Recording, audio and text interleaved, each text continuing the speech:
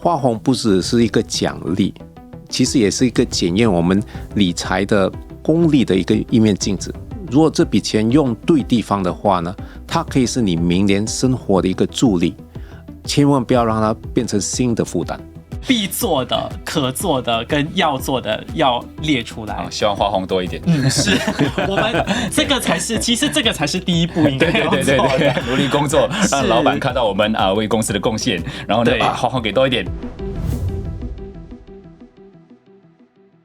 理财有门道，投资有秘招。你好，我是朱敬和，我是康琪。我们今天的嘉宾呢是来自兴荣财务规划公司的执行总裁谢昭全 Alfred， 欢迎你。大家好。我会叫他全哥，因为全哥常上我们的这个广播节目。是那时候他已经叫全哥了，他是全方位的，全方位来告诉你理财的一些资讯。对，今天就全方位来管理跟分配我们的花红啦。那对于花红，全哥先了解一下你的立场了，你会给怎样的建议？怎么处理？怎么分配我们的花红？当然，谈到花红，大家都会很兴奋，但这个兴奋程度呢，又取决于你花红多少。这个很重要。对，这样你花红多少，又会决定说你怎样去做好分配。当然，不同人有不同的财务状况。我建议呢，就是说大家可以分成3大类，就是说必做、可做和犒赏。所谓必做，就是说你一拿到花红的话，一定要去做。比如说，先还清高利息的信用卡债务，然后如果还有多余的话呢，你就可以做一些储蓄啊、投资等等。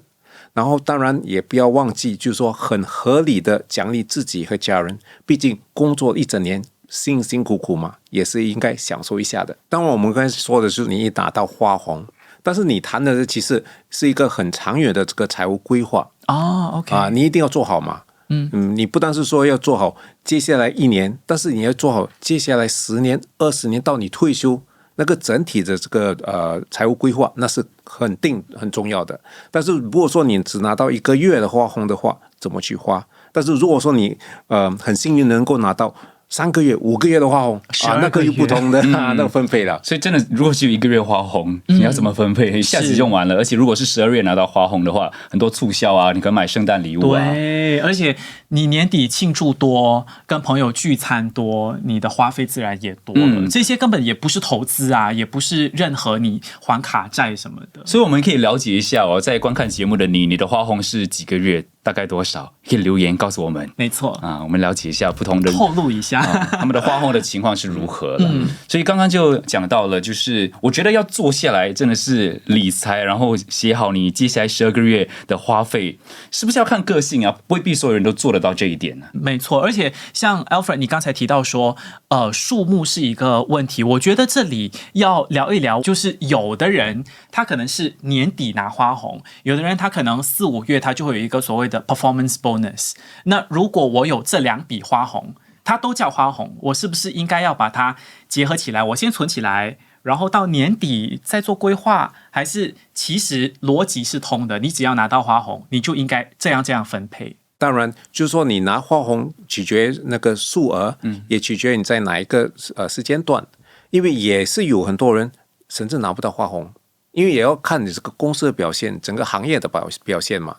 所以说一旦拿到这个花红，你应该把它当作是一个额外的收入。那如果我真的拿到花红无论多少，那我这笔花红进账之后，我第一件事情要做什么？你应该先考虑必做。必做呢，就是说一定要先考虑一下自己是不是有这个信用卡债务。如果你有信用卡债务的话，你一定要赶快去把它还清。为什么我大力推荐大家要考虑这一点？比如说你有一个5000块的信用卡债务，这样如果你不是一次性还清，你选择每个月还50块啦，或者说3%啊，你猜一下你要花多少时间才能够把这个5000块的信用卡债务还清？因为信用卡的这个利息很高啊。是咯，你20%多吧，不是每个月还50吧？你可能下个月就会有利息再叠上来了。对，但是有些人就觉得说，哎呀，我反正要用这个流动性嘛，我就先每个月还50块啦。这样还的话，你是在花这个未来钱嘛？这样信用卡债务呢，现在这个利息高达29%。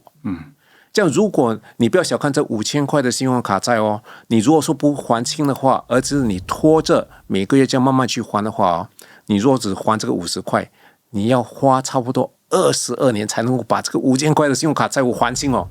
5000块钱，然后22年啊！如果你一个月只还50，如果你这样子算，其实是乘100个月啦。但是因为再加上利息，就是更长的时间，对，利息压力嘛。OK， 所以这是个很可怕的数目哦。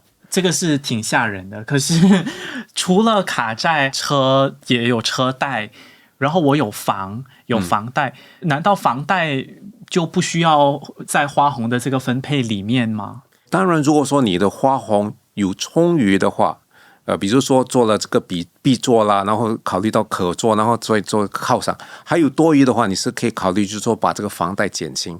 但是为什么说我觉得说你不需要急着要赶快把房贷还清？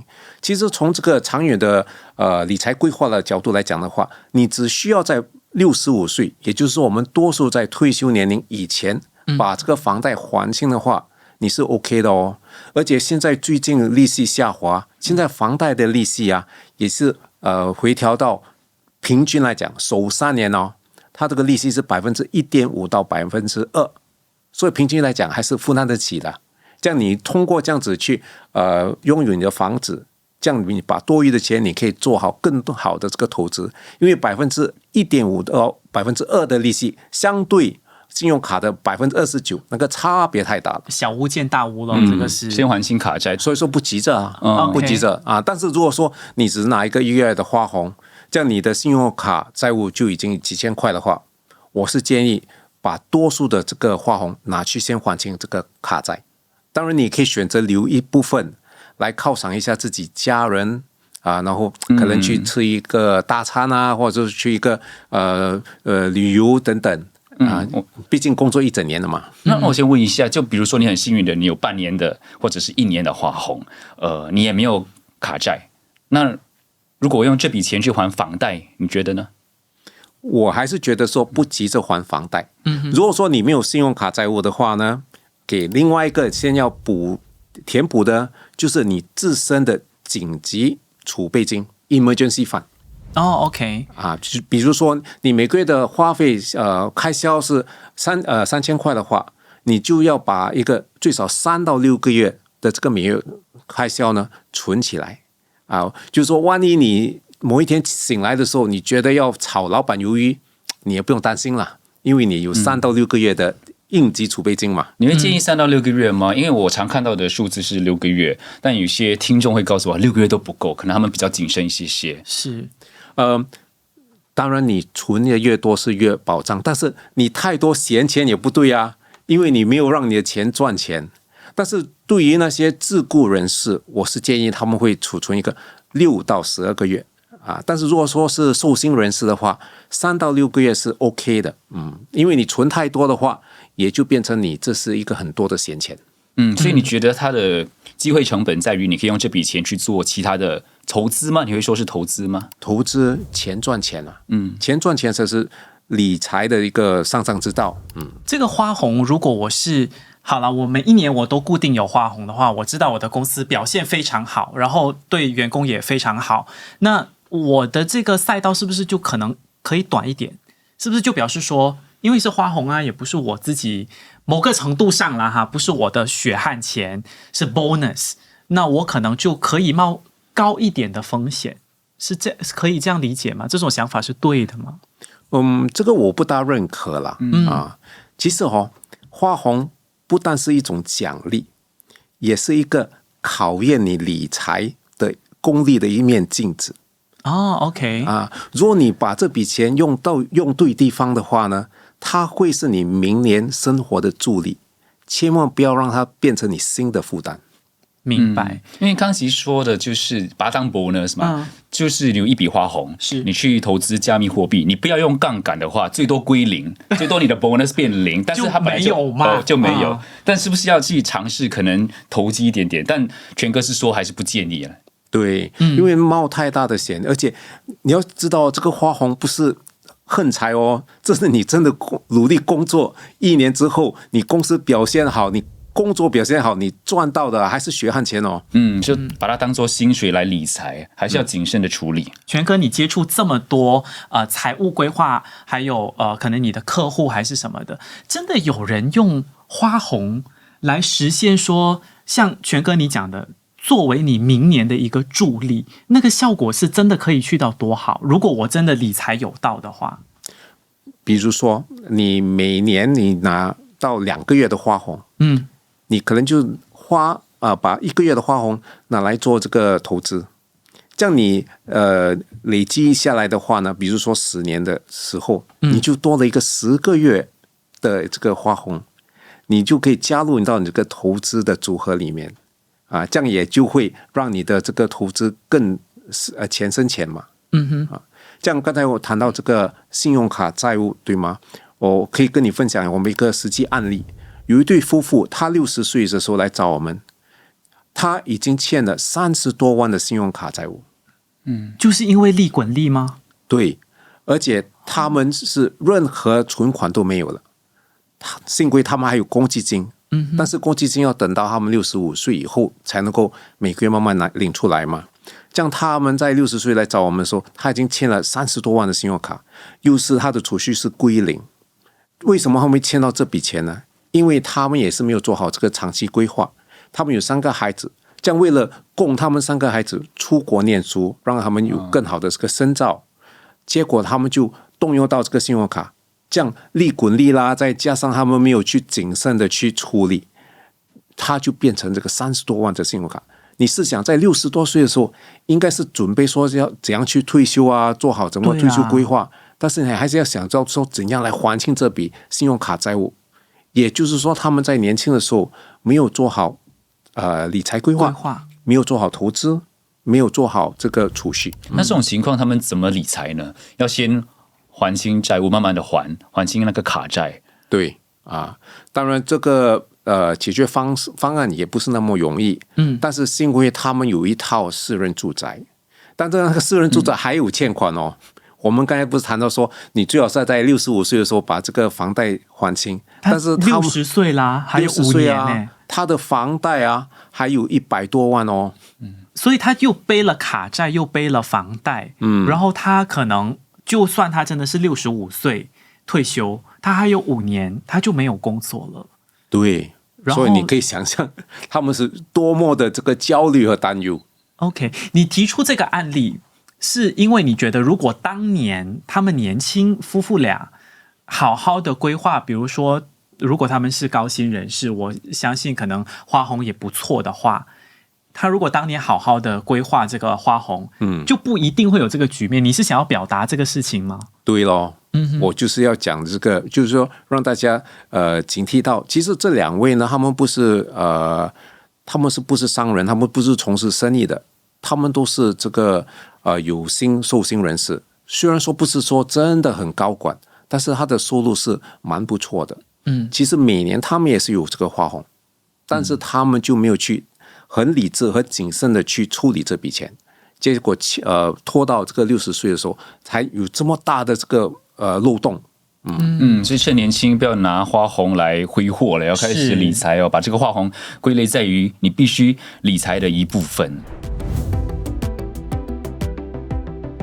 那对于这个助力，你讲的投资钱滚钱的部分，因为每个人在投资的路上又在不同的阶段，可能有些人从来没有买过债券或者是股票，然后有些人可能有一些股票投资的经验，所以你会给不同的建议吗？对于这些在理财跟投资的路上不同的人？对，作为投资规划呢，当然你要先了解，做好一些功课，但是也是要取决自己有没有这个兴趣啊。但是我是建议大家多听一下《理财万事通》啦。这个是肯定的。很好，现在马上 like and share， 是，还有订阅追踪，好，多多了解一下理财的一些知识了。对，那除了这一点呢，就我听了理财万事通，听了全哥的节目之后，我还是一个小白，我拿到花红我很兴奋，可是我就不敢出手，然后可是康熙想要投资，他是想要做投资这一块，他的卡债还清了，还了，然后房贷我也规划好了，我就是想要再额外赚点零花钱，试一下水温啦，可能。对，你的建议是什么？其实很多人对投资这方面呢不是那么熟悉，而且可能本身对他也没有什么大的兴趣。但是我为什么还是建议说多读多听，因为你会有一些这个意识。当你去找这些专家帮你做这个投资规划的时候呢，你也可以比较了解他们在讲什么，也甚至你也可以知道要问他们什么样的问题啊，比如说这个投资建议啊，是否它的风险承担度是多高？如果说他说这个你能够拿到很高的回报率，通常很高回报率就是说风险很高。这样你认为自己本身的风险承担度不是那么高的话，你就觉得说这个投资方案不适合自己了。所以说为什么要多听多读，了解一下？不是说你一听一读你就会很熟悉，你会变成一个投资高手，不是。但是你至少能够让你了解你在投资什么，问什么样的一个问题。但我觉得年轻人可以用他的花红，当然分配好啦，你可以留一部分当做是试一下水温啊，了解一下市场啊，了解一下你这个投资的心理状态是怎样的。你觉得这是一个可以给年轻人的建议吗？这是肯定的，尤其是年轻人，因为你还有很长的这个赛道嘛。这样如果说你在年轻的时候就把这个笔钱储存起来啊，然后你到了一个某一个年龄的时候，你可以用这笔钱去买房子、提升房子，或者是说可能你要去创业等等，也可能是说你要成立家庭。但是因为很多年轻人他们可能会比较注重，就是说我拿到花红，我先去出国旅游，对，先享乐，对，反正看起来如果不是很多，1个月2个月的话，就把它花光，这样另外一个我想问的就是多少才是对的？因为投资是 bonus 嘛，就是 bonus 外的 bonus。我第一个我要先还卡债，我要先储蓄，然后我可以看如果利率 OK 的话，我要 refinance， 然后还房贷什么的。所以投资还算是后话。那如果我什么这些后顾之忧都没有了，债务全清，那我是不是应该要收 hand 我的所有的 bonus 我都投到投资市场去，还是我应该要保留一部分下来？那这个比例怎么分配呢？我们懂怎么分配我们的投资组合，花红的比例应该怎么分配？其实你如果说退一步来看的话，如果你完全是依赖花红的话，也就是说你整个理财规划也是有一些问题哦。因为你不能够只单靠这个花红嘛，你应该每个月都有一些盈余。就是说你这个消费和你这个收入，你还可以有钱来储蓄。这样当你拿到这个花红是这个多余的钱的时候，你就会比较更有选择性的去配置它甚至你要去出国旅游也是 OK 因为毕竟你每个月都已经有做好储蓄、做好规划了。所以你的月薪的分配本来就应该有一个系统在，是，就是你的生活费、你的投资、你的储蓄是多少，然后那个 bonus 花红来的时候，你也用同样的比较多，本来那个系统就在了，而不是忽然间你拿花红，我要怎么分配啊？这样子另外一个我想问的就是，有一个规划是你一辈子你都要做的啦，就是养老的规划。花红是应该要放更多的钱去，比如说像我们知道公积金有主动填补的计划这样子，那花红是不是就可以放比较多进去这个 CPF 的填补计划里面？因为平常我的月薪、我的盈余可能是我作为储备金嘛，那我自己要能够灵活调动，我顶多就是放在银行的定期存款里面。那公积金的话，是不是花红我就可以多拨一些出来作为公积金的规划？其实有几个方案你是可以去更有效的去利用这笔钱，就是说你已经做了必做，而且这现在在可做嘛，就是说在做这个储蓄，这样你已经决定说有这笔钱无论是花红也好，也是或者说你整一年的这个盈余也好，你就说我要做这个退休规划，这样你不一定是要立刻参与这个任何投资计划，你可以考虑先参与这个辅助退休计划 Supplementary Retirement Scheme SRS。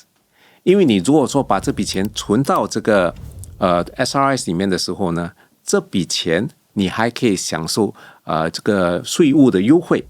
这样这笔钱放到这个 SRS 的 account 之后呢，你可以利用它去做不同的投资，投资股票信托基金等等。所以你就是说一石二鸟，你把这笔钱，反正你要放在储蓄的话呢，你可以通过这样子拿到税务优惠，又可以把这个钱去更好的利用。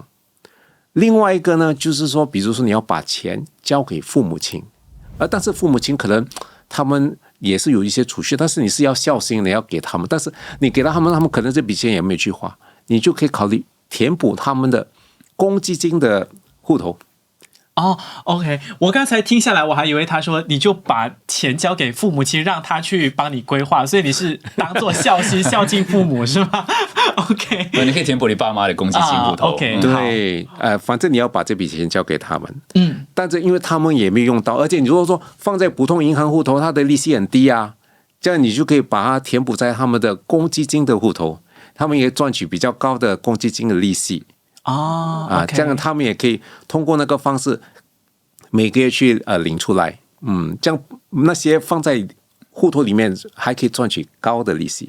我要问 SRS， 因为 SRS 投资也是另一门学问因为有很多产品你可以选择，另外还有要注意的像是你的流动性，所以还有什么要注意的呢？如果是要把花红放进 SRS 的话，OK， 你把钱放在 SRS， 如果说你真的需要紧急应用到的话，你其实是可以把钱领出来。当然，它有这些罚款啊，等等。但是为什么它有这些罚款的条例呢？因为基本上它是要鼓励你做一个长远的这个储蓄嘛。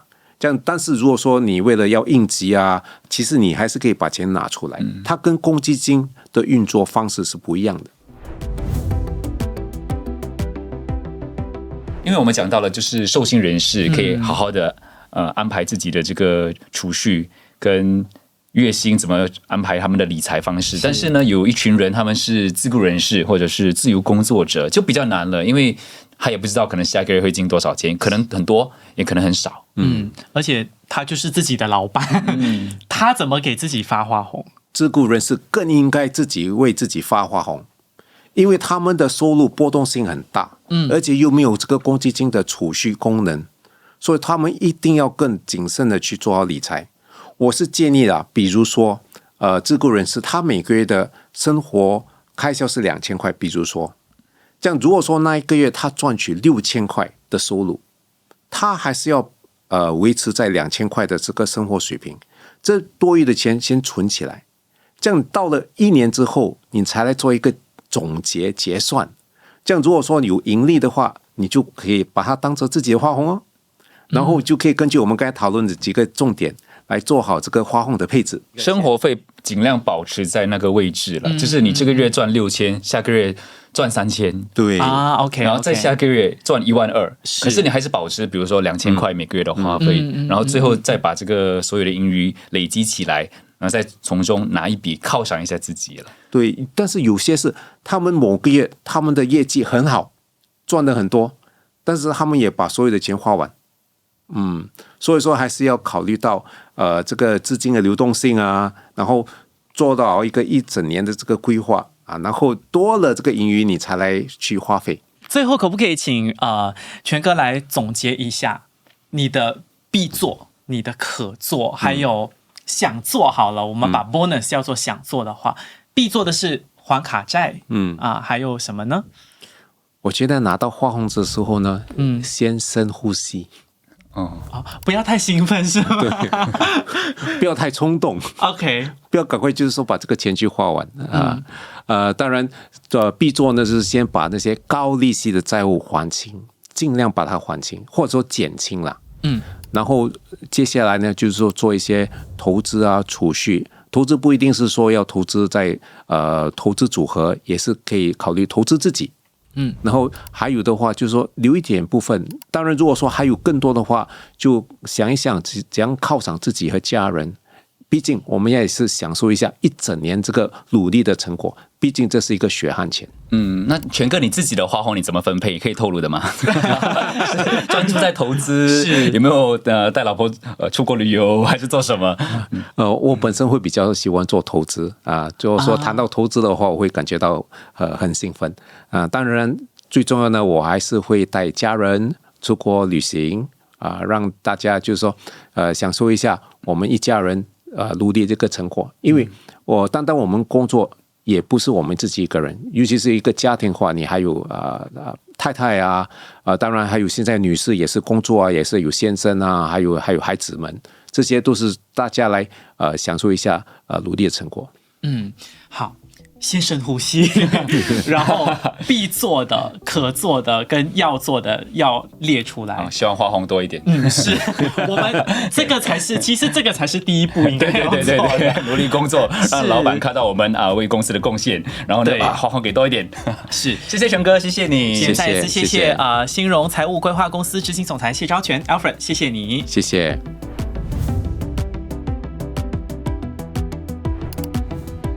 本期节目主持詹敬和、张康琪，编导吴婉君。今天的播客在新报业媒体 Studio Plus 65录制。理财万事通可以在联合早报以及各大播客平台收听，欢迎你订阅、点赞、分享。理财万事通内容仅供参考，不构成投资建议，投资有风险，请咨询专业顾问。节目可以在 YouTube、Spotify、Apple 和早报找到，欢迎点赞、分享我们的内容，并开启通知，这样就不会错过我们的最新更新。